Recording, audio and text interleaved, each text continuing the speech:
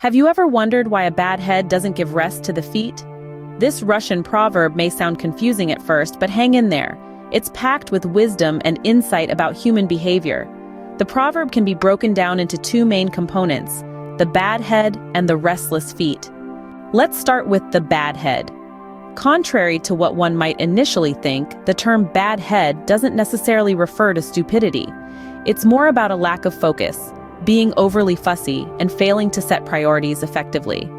A person with a bad head might find themselves running around in circles, carrying a bag full of tasks and worries that might not really matter in the grand scheme of things. They struggle with planning, and they can't comprehend how those who can plan effectively manage their time and tasks. Now, on to the restless feet. Interestingly, the feet aren't described as bad. That's because they're peripheral. If there's any brain in them, it's only bone. They can't plan at all, so they can't be held accountable for their actions. The feet, or rather the leg muscles that can take a person into deep forests, are controlled by another brain, the one in the head.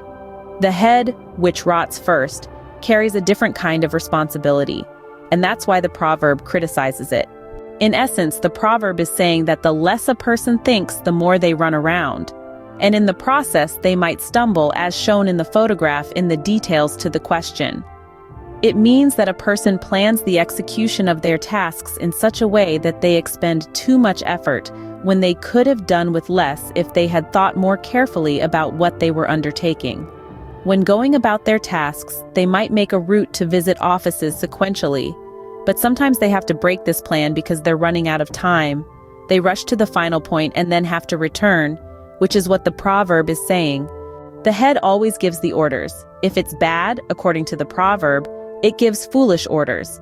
And the poor little feet, obeying the brain center, start to speed up, running in the wrong direction and for the wrong reasons.